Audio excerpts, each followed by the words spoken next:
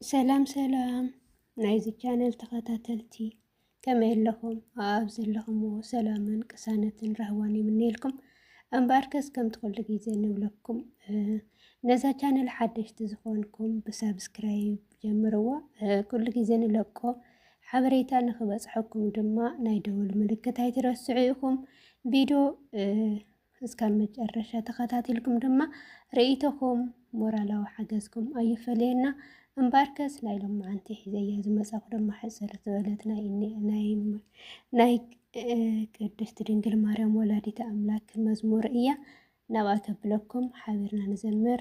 በስመ አብ ወወልድ ወመንፈስ ቅዱስ አሐዱ አምላክ አሜን። በአብ ወልደ መንፈስ ቅዱስ አሜና። በእመቤቴ በቅድስት ድንግል ማርያም ወላዲተ አምላክ ተማጺና ሓቢርና ንዘምር። በስመ ስላሴ ጣዕመ ተስፋ ህይወተይ መዓር ወይኒ ዘለላ ኣደ ጎይታ የድንግል መሳይ ኮነይ ዓደራ። ጣዕመ ተስፋ ህይወተይ መዓር ወይኒ ዘለላ ኣደ ጎይታ የድንግል መሳይ ኮነይ ዓደራ።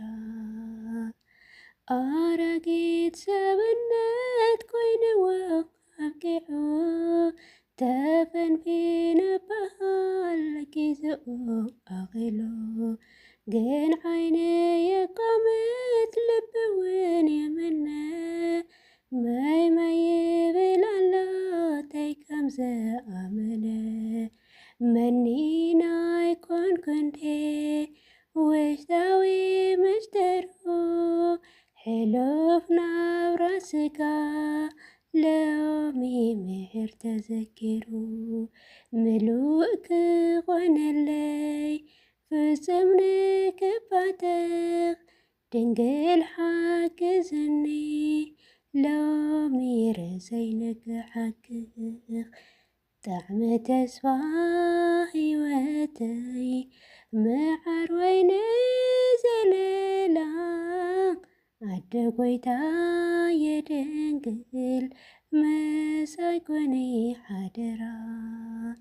ሓቕማይ ኣብ ቅድመይ ነብሰይ ትነስሃሎ ኣእምሮይ ግን ወይከክልብም ከመይሉ ርስሓት ህይወተይ ንብር ተበልክዎ ብዘይ ምሕሳበይ ግን ኩሉ ገሪመዎ ይፈልጦ እንደ ጎይታ ሓዳግዮ መሓሪ ሕዙናት ናይ መንፈስ ንብዓት ካብ ገጾም ዝኣሊ ሓዘነይ ክቕንጠት ኮታ ንክድበስ ኢድ ክዘርግሕለይ ፍጹም ልበይ ንክተሓስ። ጣዕመ ተስፋ ህይወተይ መዓር ወይኒ ዘለላ ኣደ ጎይታ የድንግል መሳይ ኮነይ ዓደራ።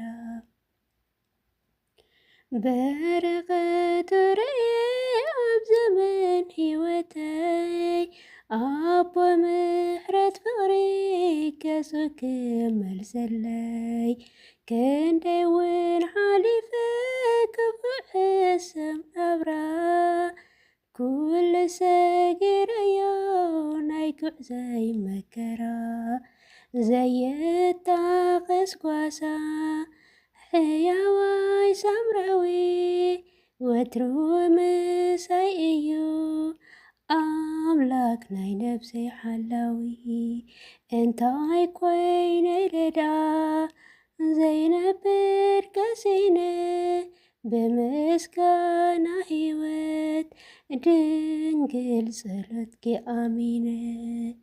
ጣዕመ ተስፋ ህይወተይ መዓር ወይኒ ዘለላ ኣደ ጎይታ የድንግል መሳይ ኮነይ ዓደራ። ደረት አልባ ፍቅሪ ማንም ዘይልክዖ ዕረ መስማስዋ ክሰቲ ዘብፅሖ ኩሉ ዝገበረ ስለይ መከረኛ ኣበይ ማይለዮ ክብር ውርደተኛ ፍቅሩ ተሰኪመ ኣምላካዊ ሕጊ መሊአ ብሓጎስ ደስታ ሰማያዊ ባህጊ ጉዕዞይ ክሰምረለይ ክሳብ መወዳእታ ሳለየኒ ድንግል ድንግል ድንግል ኣደ ጎይታ ጣዕመ ተስፋ ሂወተይ መሓር ወይኒ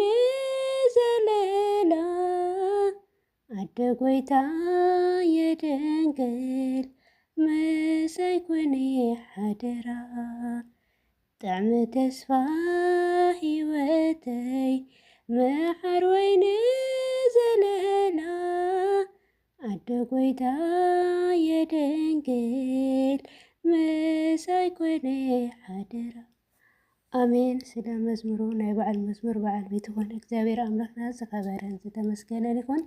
ዝወደቐን ዝነጥበን ቅዱሳን ቃላት ብኣፈ ትጉሃን መላእኽቲ ይተኣረመለይ። ወስብሃት ለእግዚአብሔር ልዑል ወለወላዲቱ ድንግል ወለመስቀሉ ክብር ይኹን አሜን።